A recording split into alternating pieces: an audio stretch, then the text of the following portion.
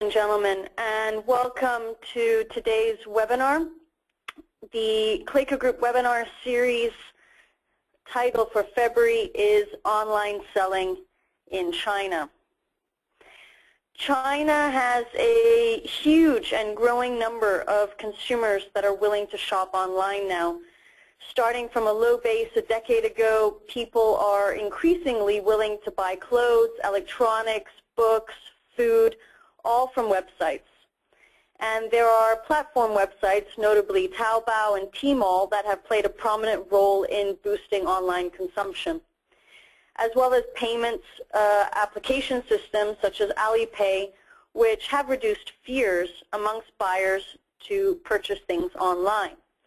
So it does look like e-commerce is set to stay in China. During today's webinar, we will be highlighting various methods and business models in which a company can start selling online in China. But prior to beginning with the webinar, I would just like to make sure that everybody could hear me during the introduction. So if you could raise your hands. For your information, the presentation will be distributed at the end of the webinar. There is also a recording that is taking place for this webinar, and it will be distributed at the same time.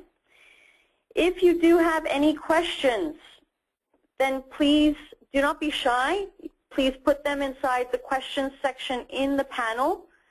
We might not have time at the end of today to be able to answer all of your questions, but I will then redirect them to answer you personally. For those of you that are new to Clayco Group's webinar series, I would just like to briefly introduce who we are. Clayco Group is an international accounting and management consulting firm that was established in Hong Kong in 1979. We assist foreign companies in entering the Asia-Pacific market, assisting in establishing subsidiaries in Singapore, Hong Kong, as well as in China. We have over 120 professionals that are working throughout our 10 offices, and our client base is mainly small, medium-sized companies as well as multinationals that are looking to come into the region. A little bit about myself. My name is Christina Kohler. I'm a director at Clayco Group. I've been working for the firm for the last 11 years. I started the office in Shanghai in 2003 as the China director, and I've been assisting foreign companies from the US, Canada, Europe, Australia with their interests in entering the Chinese market. I've been dealing with corporate structurings, company liquidations, as well as M&A transactions, and all of the annual maintenance requirements that are needed for those types of entities. I'm also co-author of our monthly magazine called ChinaInvest.biz, which if you're interested in subscribing to, then please do so. You can easily do that on our website by just submitting your email address. So let's get started today with online selling in China. And to begin with, I wanted to focus on the main facts related to online selling. Why China, and why bother actually going the route of e-commerce? Well, firstly, China has the world's largest online population with about 130 million residential broadband accounts. And as far as the statistics from 2013 show, which they haven't been officially published yet, it looks like China has even overtaken the US in regards to e-commerce. E-tailing produced more than 190 billion US dollars in 2012. There are more than 6 million e-merchants listing products on Taobao, which is one of the online platforms that are available in China.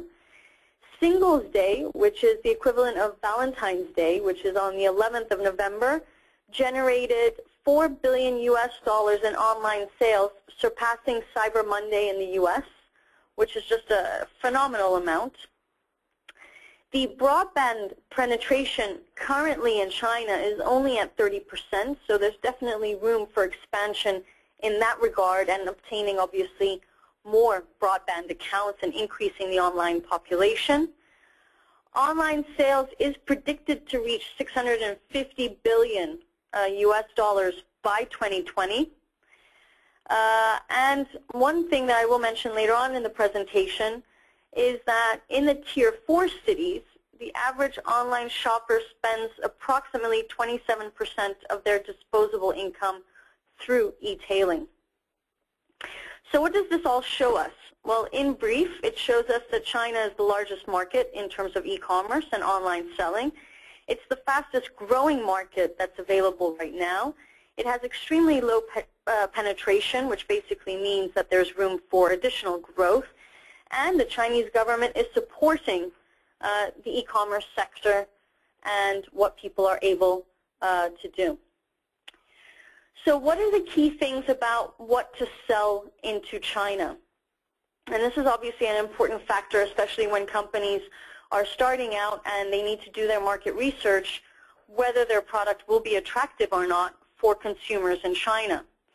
Well, according to 2012 and 2013 results, the main products that are being purchased are apparel products, consumer electronics, books, household products, transportation and communication, so railway tickets, etc., healthcare and personal products, in particular cosmetic products, food and beverage items, as well as construction and home improvement.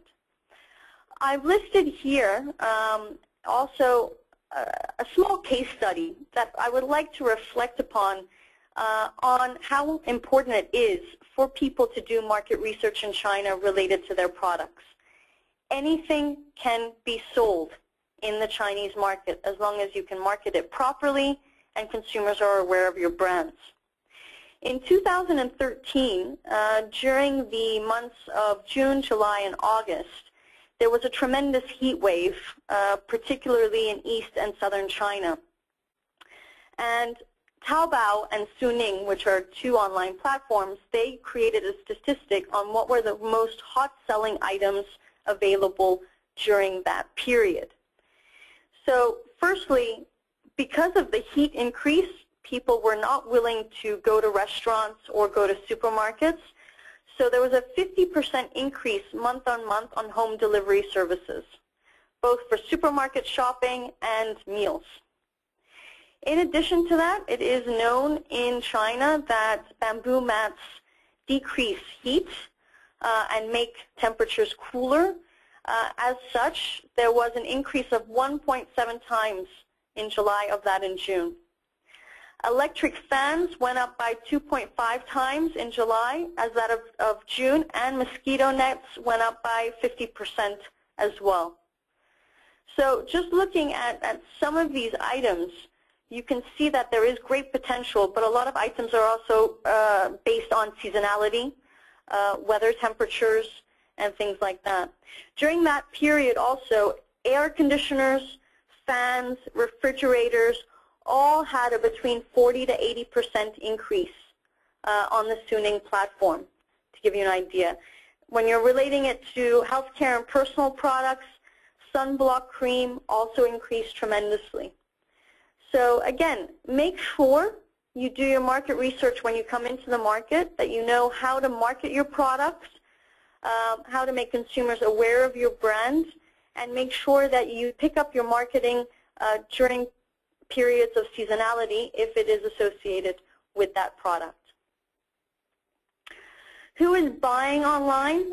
This is an overall statistic that was received from Taobao itself, which has, as I mentioned earlier, 6 million e-merchants that are selling products online, and the number of actual purchasers, consumers, is increasing consistently.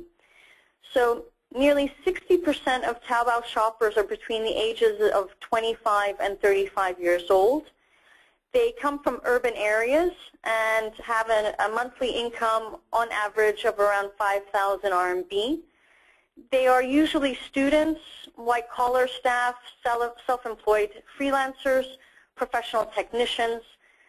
Basically what this shows is people in the higher ranks of society that have disposable income to spend. In addition to that, women account now for 45% of all internet users, which has increased dramatically over the last 10 years. 10 years ago, it was only 20%. One thing that I want to highlight, which I found a very interesting statistic, was that 7% of e-shoppers are responsible for 40% of total online spending. So there's a very small, loyal, trustworthy community of e-shoppers that are available on Taobao that really do take up the majority of the total spending. And it's just a matter of having people aware of how to purchase online. The market is still quite new. People are still quite scared. They're not sure how it works, especially older generations. But it is an increasing number. Who should we not forget to target when looking at the e-commerce market? And as I mentioned earlier on my first slide in regards to the facts, in Tier 4 cities, there is a population of people that are spending at least 27% of their disposable income. And there are approximately 440 designated emerging market cities in the Tier 2, Tier 3, and Tier 4 cities. There are, according to the McKinsey Global Institute, approximately 47% of the global growth will be generated solely by these 440 emerging market cities by 2025. So when people are going to the Chinese market, the tendency, particularly for mid-market brands, is that they focus on the Tier 1 cities of Shanghai, Beijing, Guangzhou, and Shenzhen. But in actual fact, what the statistics show is that the growth and the disposable income available is actually sitting in the Tier 2, Tier 3, and Tier 4 cities. The issue for many SMEs in China is the fact that the Tier 2, Tier 3, and Tier 4 cities seem so much more daunting compared to the Tier 1 cities where the cities themselves are quite sophisticated and mature in nature. Another statistic provided by the Boston Consulting Group, which basically reiterates what the McKinsey Global Institute has stated, is that both wealth accumulation and consumption in these cities will surpass that of the first-tier cities in the next few coming years. 60% of the country's economic growth is expected to come from these emerging market cities by 2020, while 80% of the country's market for mid to high-priced fashion will originate there.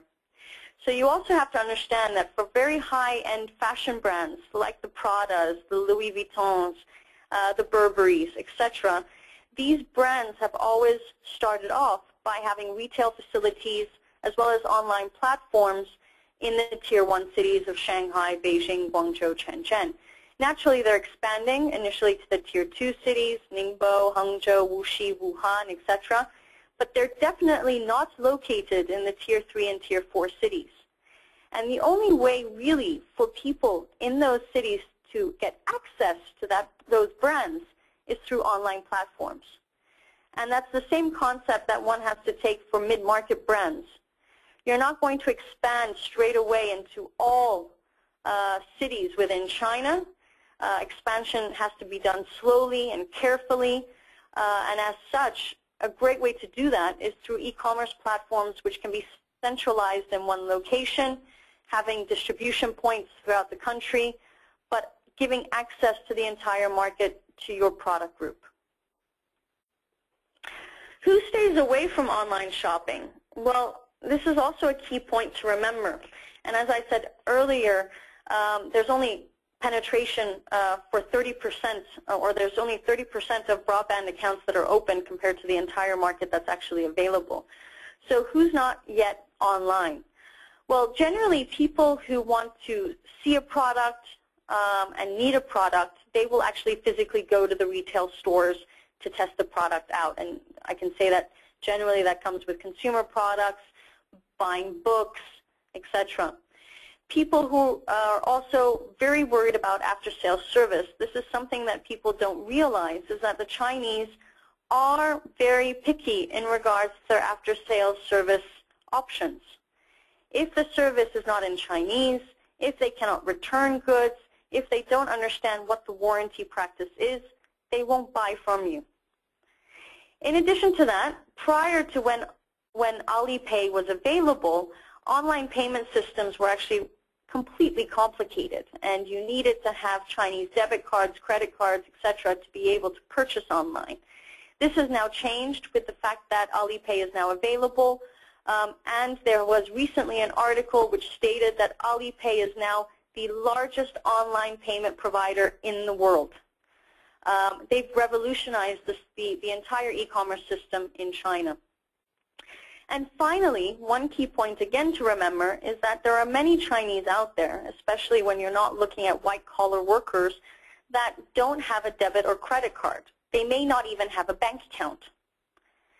This is obviously changing, particularly in the Tier 1, Tier 2 cities.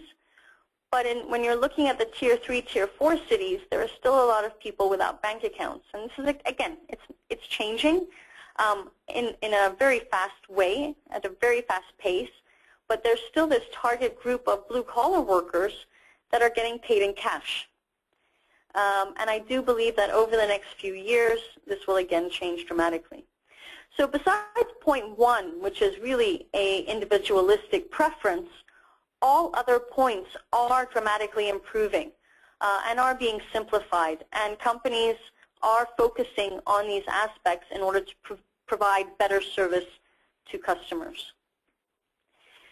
Now, what are the key platforms that people can utilize when they want to sell online? Well, obviously, the traditional way is by creating your own website and creating your own design and selling through that. But obviously, you have to consider how consumers in China are looking for products. And I've listed here a generalization, a summarization of all the online platforms that are available in various classes. So you have the B2C standalone e-shops, you have the B2C platforms, B2C online multi-brand retailers, B2C private sales shopping clubs, and the C2C marketplaces as well. One should carefully investigate all options because there are price differentiations if you would like to set up an e-merchant account with these online platforms. There is a deposit which needs to be paid. There are monthly fees, commissions, which are actually required, and there's also an initial upfront cost to set up the actual account. So make sure you do check on this. Tmall, Taobao currently are the most expensive platforms to utilize. The costs for Tmall and Taobao, the initial setup cost is around between 60 and 100,000 RMB. In addition to that, they have a deposit amount which needs to be put inside as well, and they have a commission of around 5.5% on all sales that are made. So do your research, check what platform suits you best, if a platform suits you at all. Now going on to the licensing requirements as well as the business models that can be created when you want to do e-commerce in China. There are licensing requirements. Obviously, the first is that if you want to operate your own e-commerce platform, which basically means you want to have a platform similar to Taobao, Tmall, Amazon, eBay, etc., then you will have to apply for a commercial ICP license. The commercial ICP licenses are currently not being distributed to foreign investors. A joint venture is required where the Chinese party has majority shares. In some cases, a foreign investor is not permitted at all, which leads to one type of business model that I will go into. If you are looking to just have your own website that is able to distribute products that you are trading in or that you are manufacturing yourself, then you would need to apply for a non-commercial ICP license. And one thing to take note of is that in some cities in China, it is not required to go through an application process, whereas in other cities it is mandatory. To give you an example, in Shanghai, it's not mandatory to go through this process, whereas in Beijing it is. So in brief, licenses are required to operate online platforms. You just need to make sure that you are aware of your city regulations and you know how to apply them. Online payments in China, as I said earlier, Alipay has truly revolutionized online payment in the region. And obviously, the most popular method of payment for most consumers is through third-party payment systems. Through these systems, the buyer is naturally presented with a selection of card brands from which to choose, and then must submit an account number with a password in the issuer's web page. By combining gateways of several banks, these third-party platforms make it much more convenient for e-commerce companies as well as buyers to integrate online payment methods into their websites. These platforms also manage to overcome one of the biggest barriers to doing e-commerce business in China, which is trust, by offering escrow services. So usually what happens is that Alipay, for example, acts as a middleman, ensuring that the buyer is satisfied with the goods when he or she receives them before remitting the funds to the seller. The settlement process usually consists of two steps.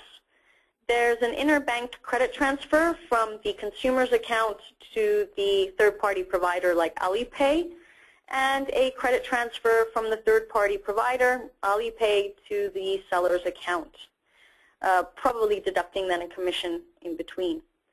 In practice, the third-party provider always settles the payments for the sellers periodically, not by each transaction. So usually in Alipay, they'll do it on a monthly basis. As I mentioned, Alipay really has picked up the industry.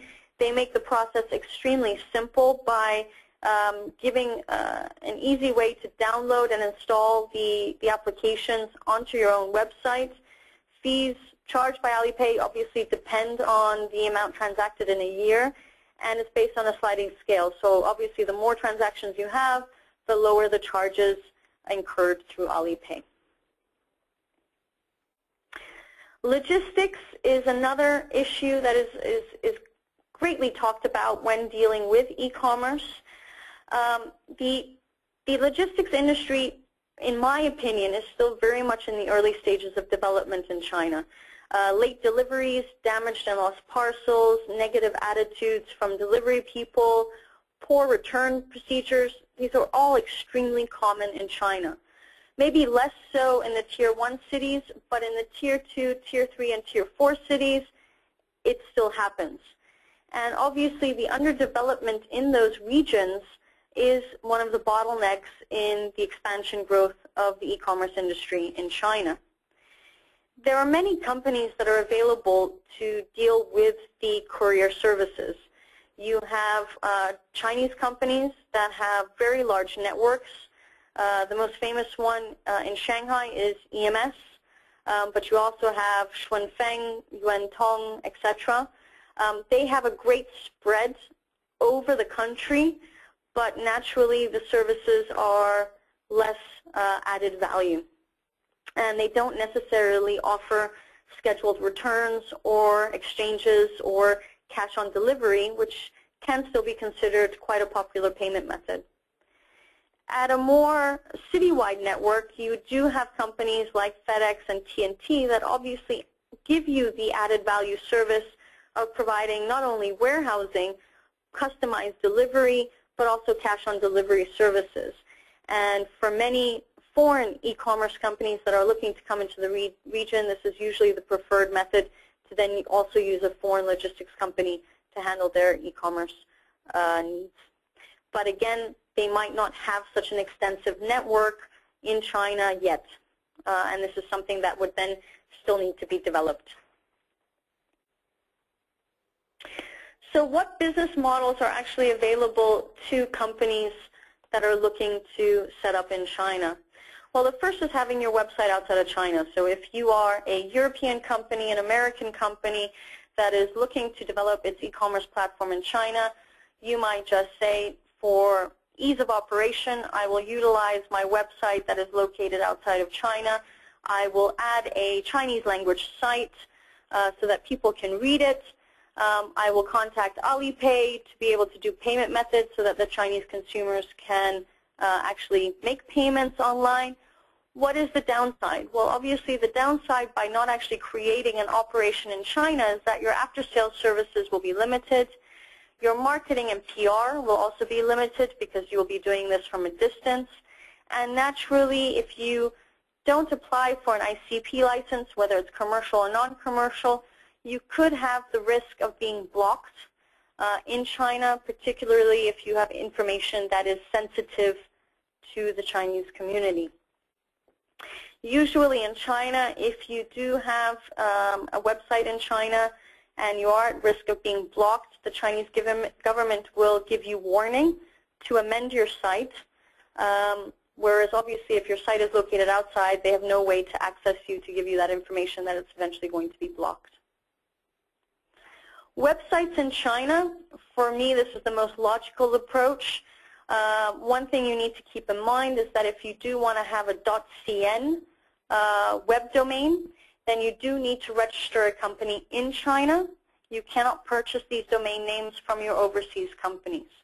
So that is a limitation, that if you do want to have a website in China with a .cn, you do have to set up a company in China. Obviously, having the website in China would also, under assumptions, mean that you will have an operational structure in China. So you would have the website in China, you would have marketing and PR staff that are maintaining and operating the website, as well as doing product launches and advertising initiatives. In addition, you would have warehousing facilities available for immediate deliveries, as well as returns and warranties. You might even then have a hotline for the after-sales service in order to be able to communicate with the Chinese consumers in case they have questions or complaints or claims in regards to the purchases that they have made. If you're utilizing a third-party platform outside of China, I can tell you now this is pretty much a waste of time. If you're utilizing Amazon.com or eBay.com, there is no way to access the Chinese consumers. The Chinese consumers are only utilizing Chinese platforms in order to purchase products. They're not using platforms that are existing overseas. So it would not make sense at all if you're looking to go into the Chinese market to assume that these platforms would be of any type of assistance.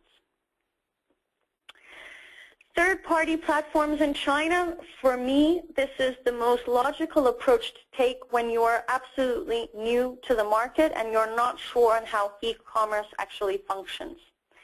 The reason why I say that is because the third-party platforms like Taobao, Tmall, and all the other e-commerce channels that I mentioned will do everything for you. They will be able to do the entire logistics process, payment process. The only thing that you would need to do is make sure that your ranking system is high enough for consumers to be able to be attracted to your products. So your focus can be solely on the marketing, on the PR work that needs to occur, and these third-party platforms will take care of the rest. As I mentioned earlier, the fees associated with these platforms vary, so do your research and make sure that you are choosing the right platforms that fit your product. As I mentioned earlier, Tmall, Taobao seem to be the most expensive, but there are numerous others that can also be contacted. It is also important to not just rely on one platform for your product. It could be interesting to check other platforms to see if they attract other types of consumers versus just Taobao or Tmall. In addition to utilizing these third-party platforms, it is advisable to check whether your product is already being listed.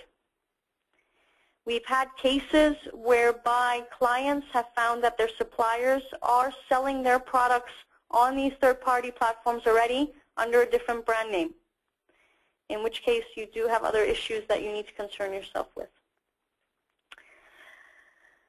One last business model, which I haven't highlighted here, because actually it's a business model that I don't recommend to companies, because in the long term they don't offer real solutions, and that is by setting up what is called a VIE vehicle, which basically means that if you are looking to set up your own e-commerce platform, a competitor to Taobao, to Tmall, etc., and you need to apply for commercial ICP license, what a lot of foreign investors do is they find a silent Chinese partner who will apply for this ICP license, potentially also apply for your trademark, and will then lease out these licenses to you to function then this platform.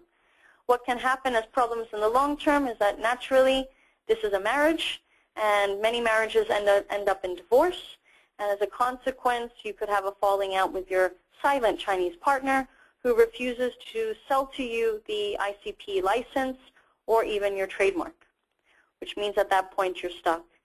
And I can tell you that obviously with all the facts and statistics you've read, the e-commerce industry is booming, and at some point when you do become familiar with the market and you become familiar with how everything works, you will eventually want to do it by yourself, especially if legislations change which allow you to do it by yourself. So be careful on going into these types of structures and into these types of relationships. Make sure you vet your partners and you do your due diligences on them. Even having contracts in China, highly recommendable to have them, but they always don't bring you the right results that you need at the end of the day. What are the overall challenges that people need to consider when looking at the e-commerce market? Well, obviously the first is language and marketing. Everything needs to be in Chinese. In addition to that, you might need to consider to have it both in simplified and in traditional. Southern China and Hong Kong are still looking at traditional characters, whereas the rest of China is looking at simplified characters. Make sure that your marketing is adapted to the local market. Don't assume that how you market a product and how you design your website in the West is the same as how it occurs in China. Actually, it's very different marketing techniques. If you're looking to promote your products, don't assume that utilizing Google as a search engine would work.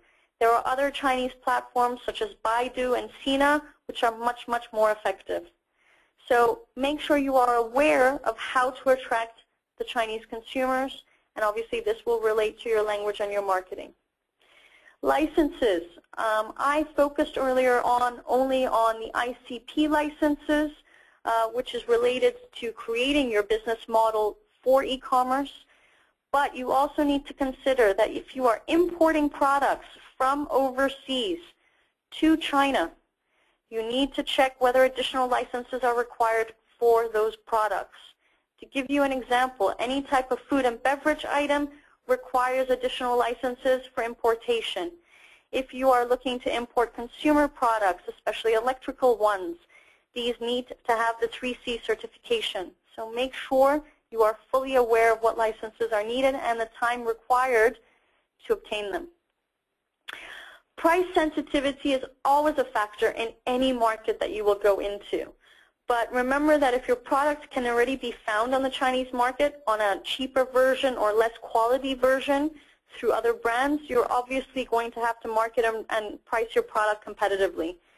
Do the appropriate benchmarking. Know who your competitors are in China. This is a step that obviously can't be forgotten. Prices need to be balanced out together with the quality of service that is being provided at the end of the day. So in terms of the quality as well as your after-sales service, having hotlines, making sure it's all in Chinese, etc. Intellectual property is a big issue in China, still is being talked about a lot. Before you start selling and marketing your product in China, actually, first of all, before marketing your product in China, make sure that you have your trademark or patent registered in China. The rule in China is first to apply. So basically, as soon as you've done your first application and you know that there's nobody else on the market with that brand name, then you should be safe. There are IP squatters still on the market that are acquiring all types of brand names, especially from foreign brands. They're very difficult to prosecute, There have been some success stories, but be aware and make sure that this is one of your first priorities when going into the market. Customer service, as I've mentioned numerous times, it's a key aspect. You need to have Chinese staff on the ground in the same time zone that can cater to the Chinese market. Generally speaking, you should use a variety of methods to be able to communicate to the consumers. Instant messaging is one of the most popular ones, either through QQ or MSN, by phone, by email, and really it should be done within 24 hours. Consumer protectionism, this is actually a new issue that has arisen. There was a new law or an amended law that was passed at the end of 2013, which basically gives the consumers more protectionism against suppliers as well as third-party platforms in the e-commerce industry. So previously, where suppliers were the main companies that were liable for defaults occurring with products, if products are being sold through e-commerce platforms, e-commerce channels, these platforms will also be liable if they're selling faulty products that they are aware are faulty. So there will be dual liability both for suppliers and these third-party platforms. And don't forget, the e-commerce business in China is still very labor-intensive, as I believe it is anywhere else in the world. You do need staff on the ground to handle on a daily basis the marketing, the supply chain, the customer service, the IT infrastructure, all to make sure that everything is running smoothly and nothing gets stopped or halted. What are the recommendations for e-commerce that I can make? The first is do your research. Understand the market, understand your product and how it will fit into the market. It's definitely a market that shouldn't be forgotten, but make sure you do all the preliminary steps needed to make sure you don't have any problems at a later stage. When you have decided to go through the e-commerce route and you're developing your platforms, make sure you understand the entire process from when the consumer clicks on go to cart to the point when goods are delivered, and obviously any after-sales services that may be required by the consumers. Every step should be taken into account for the supply chain. When you're looking at logistics companies in China, there's sometimes a lack of research that's being done in terms of the scope and network that the logistics providers have, as well as the services that are being offered. Regardless of whether you're doing e-commerce or wholesale business, you can always run into difficulties with these logistics firms.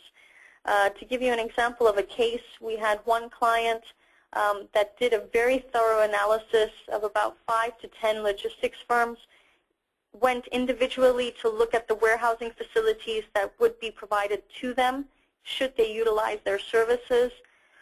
They chose a firm. It was a state-owned company in China that had an excellent network, and when the first shipment came in, they found out that the warehousing facility was no longer available, the one that they had been shown, so they were informed that another warehouse would be available to them. They didn't check it, and as a consequence to that, nearly 50% of the products had to be destroyed because the warehouse was not temperature controlled, which is one of their severe requirements. So make sure that if changes occur, you physically go and check that everything is in order. When you have your platforms and when you're utilizing the third-party platforms, make sure you completely understand as well how to utilize them to their best efforts. You need to use search engine optimization to understand how to gain access to the consumers. Again, understand what are the social engines being used in China. In addition to that, understand the ranking systems that occur on the third-party platforms. They're quite complicated. It would be advisable to hire marketing people who are familiar with the Chinese market to handle these ranking systems, SEOs, etc., on the Chinese market. it would be unadvisable to utilize someone who is not at all familiar with it and has to learn from scratch. And last but not least, and I mentioned that this was a challenge previously, but I do have clients who don't take it seriously. Don't assume that by developing your e-commerce platform in China, it's going to be a lot cheaper and less labor intensive than it is in the West. If you're looking to hire staff in the Tier 1 cities, salary rates are increasing, and you do need to spend a lot of time on training them, understanding your product, understanding your company philosophy, and the mentality behind the service you're providing and the products that you're providing. So there is a lot of resource that needs to be put into it, a lot of monitoring. Don't rely people just like that. Make sure you follow up and supervise them and know what is going on.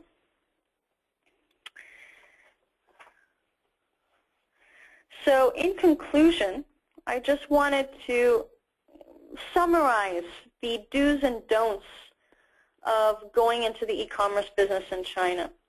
What are the do's? Understand the market well. China is one market, but with wide variations from climates to local cultures.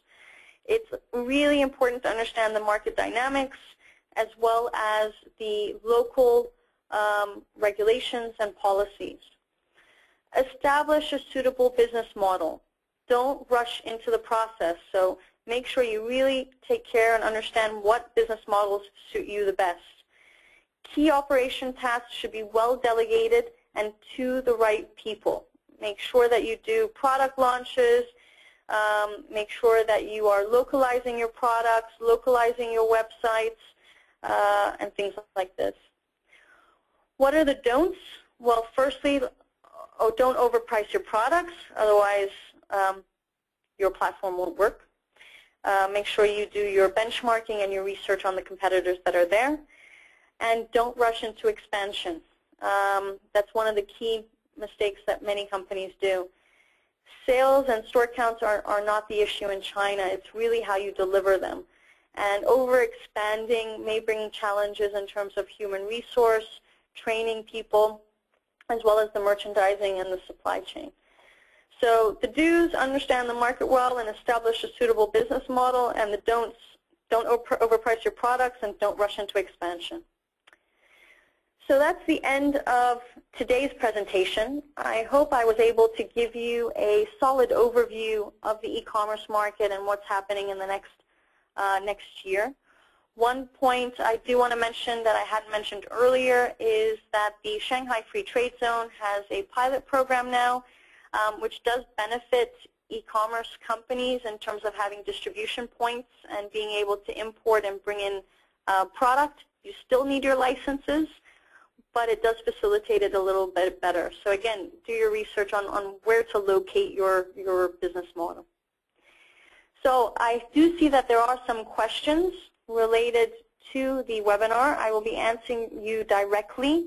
Again, I hope you enjoyed the webinar. If you do have questions, please don't hesitate to contact us. In addition, if you would like to subscribe to our magazine or our webinars yourself, please go onto our website and just submit your email address. We look forward to seeing you at next month's webinar, which will be on trade solutions for sales structures into Asia. There are more details on our events page on our website for that. So again, thank you very much for joining us, and we look forward to seeing you again soon. Have a good evening and good night.